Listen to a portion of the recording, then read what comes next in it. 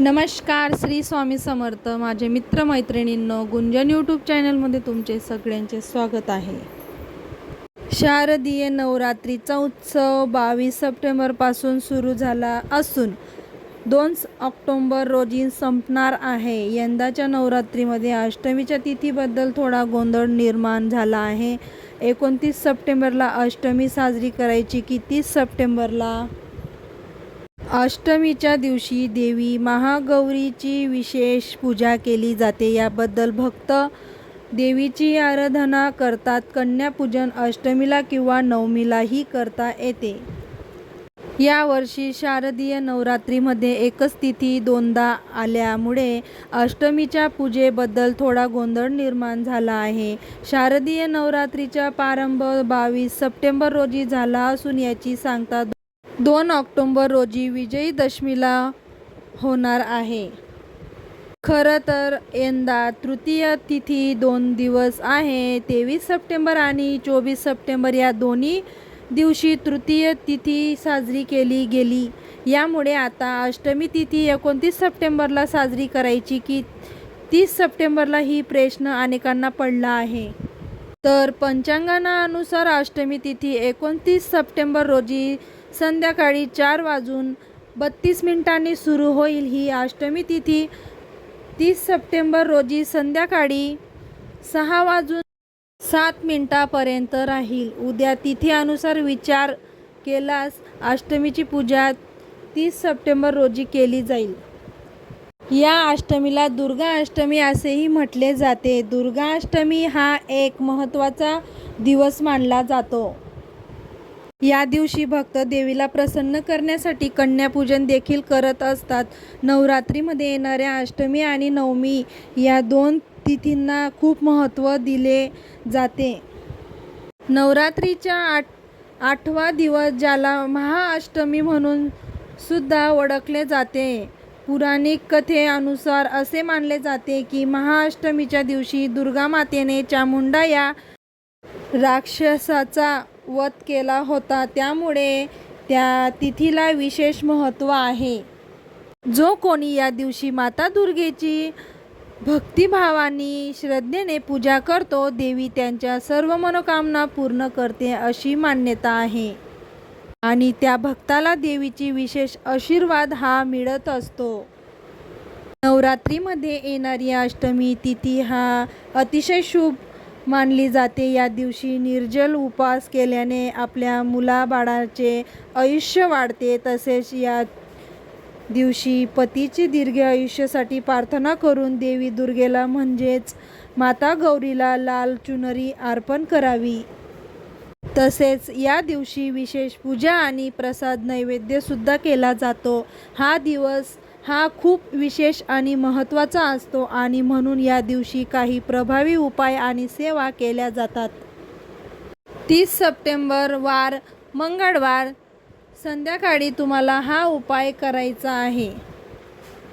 संध्याकाळी जेव्हा आपण आपल्या देवघरामध्ये दिवा लावतो म्हणजे अखंड दिवा सोडून आपण दुसरा दिवा जो प्रज्वलित करतो म्हणजे तिन्ही सांजेला दिवे लावण्याची वेळ असते, तर त्या वेळेमध्ये आपल्याला हा उपाय करायचा आहे. सायंकाळी 5:30 ते रात्री अगदी 9 वाजेपर्यंत तुम्ही हा उपाय करू शकता. कारण ही तिन्ही सांजेची वेळ असते. या वेळेला आपल्या घरामध्ये लक्ष्मी येत असते आणि वातावरणामध्ये सकारात्मक लहरी या खूप जास्त प्रमाणात मध्ये सक्रिय असतात आणि म्हणून या वेळेत आपण हा उपाय जर केला तर तो खूप अधिक जास्त प्रभावी ठरत असतो. आपल्या हिंदू धर्मामध्ये दिव्याला खूप महत्त्व दिला जातं. दिवा हा ज्ञानाचे प्रतीक मानला जातो. दिवा लावल्याने आपल्या घरातील अंधार हा दूर होतो. म्हणजेच दिवा हा आपल्याला अंधाराकडून प्रकाशाकडे नेणारा असतो. देवासमोर दिवा लावल्याने सकारात्मक ऊर्जा निर्माण होते. ज्योतिषशास्त्रानुसार घरातील सदस्यांची भीती आणि शत्रूपासून वाचण्यासाठी हा उपाय जर आपण केला तर तो खूप प्रभावी ठरत असतो. सर्वप्रथम तुमच्या देवघरामध्ये जो दिवा तुम्ही नेहमी लावतात तर तो दिवा लावून घ्यायचा आहे. धूप दीप अगरबत्ती लावून तुम्हाला वातावरण हे प्रसन्न करायचे आहे. आणि यानंतर तुम्हाला हा उपाय करायचा आहे. उपाय करण्यासाठी तुम्हाला एक वाटी घ्यायची आहे. त्या वाटीमध्ये तुम्हाला एक चमचाभर मीठ ठेवायचे आहे आणि त्या मिठावर तुम्हाला पुन्हा एक चमचाभर काळी मोहरी टाकायची आहे. पिवळी मोहरी असेल तर पिवळी मोहरी घ्या. पिवळी मोहरी नसेल तर मग एक चमचाभर तुम्हाला काळी मोहरी त्या वाटीमध्ये मिठावरती टाकायची आहे. यानंतर आपल्याला त्यावरती एक लिंबू ठेवायचा आहे. लिंबू घेताना चांगला मोठ्या आकाराचा घ्या आणि तो लिंबू तुम्हाला त्यावरती ठेवायचा आहे. यानंतर ही वाटी आपल्याला देवाघरामध्ये ठेवायचे आहे. त्या लिंबावर तुम्हाला हळद कुंकू अर्पण करायचे आहे. धूप दीप अगरबत्ती ओवाळून घ्यायचे आहे आणि यानंतर ते लिंबू जे आहे ते तुम्हाला कापायचे आहे. आता लिंबू कोणी कापायचा आहे तर ज्यांच्या नवरात्रीचा उपवास असणार आहे त्यांनी लिंबू अजिबात कापू नये. ज्यांचा नवरात्रीचा उपवास नसेल तर अशांनी हे लिंबू कापायचे आहे. कारण असे म्हटले जाते की जो व्यक्ती नवरात्रीचा उपवास करतो तर त्यांनी नवरात्रीमध्ये लिंबाचे सेवन करू नये आणि लिंबू हा देखील कापू नये. म्हणून ज्यांचा उपवास नाही अशांकडून हा लिंबू कापून घ्यायचा आहे.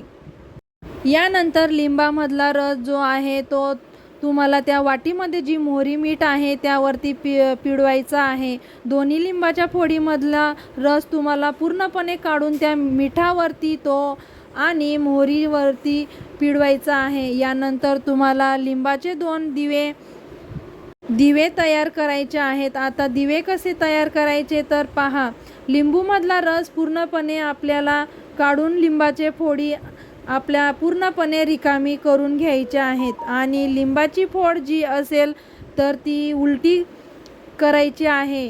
जो बाहेरचा भाग असतो ना तर तो आतल्या साईडने करायचा आहे. आणि यानंतर एक पंती किंवा छोटी वाटी घ्यायची आहे. पंतीमध्ये किंवा वाटीमध्ये लिंबाचा दिवा तयार करायचा आहे. जेणेकरून हा दिवा ठेवल्यानंतर खाली पडत नाही. म्हणून याचे 2 दिवे सांगितल्याप्रमाणे तयार करा. 2 मातीच्या पंत्या किंवा 2 छोट्या वाट्या घ्या आणि त्यामध्ये तुम्हाला हे 2 दिवे ठेवायचे आहे. यानंतर या दिव्यामध्ये तुम्हाला शुद्ध गाईचे तूप घालायचे आहे. तूप नसेल तर तेल घालायचे आहे आणि जी फुलवात असते ती तुम्हाला दिव्यामध्ये लावायची आहे. लांब कापसाची वात लावायची नाहीत, फुलवात लावायचे आहे. यानंतर असे हे 2 दिवे तुम्हाला प्रज्वलित करायचे आहे. 2 दिवे प्रज्वलित केल्यानंतर दिव्याला हळद कुंकू तुम्हाला लावून घ्यायचे आहे आणि असे 2 दिवे तुम्हाला प्रज्वलित करून तुमच्या घरच्या मुख्य प्रवेशद्वारासमोर डाव्या आणि उजव्या बाजूने दिवे प्रज्वलित करून ठेवायचे आहेत. जर तुम्हाला मुख्य प्रवेशद्वारावर दोन्ही बाजूनी ठेवणे शक्य नसेल तर मग तुम्ही आतल्या बाजूने ठेवले तरी सुद्धा चालेल. जेव्हा नवरात्रीमधील महाअष्टमीच्या दिवशी तुम्ही हा उपाय करता तर तो खूप प्रभावी ठरत असतो. हे दिवे लावल्याने कोणतेही शत्रू आपल्यावरती वार करत नाही किंवा शत्रू हा आपल्याला त्रास देत नाही. मुख्य द्वारावरती हे दिवे लावताना, कारण मुख्य प्रवेशद्वार हे आपल्या घरचं सर्वस्व असतं. तिथूनच घरामध्ये सकारात्मक ऊर्जा, नकारात्मक ऊर्जा, वाईट शक्ती, अलक्ष्मी, शत्रू हे तिथूनच येत असतात. हा उपाय घरातली स्त्री पुरुष कोणीही करू शकते किंवा मुलांनी हा उपाय केला तरीही चालेल.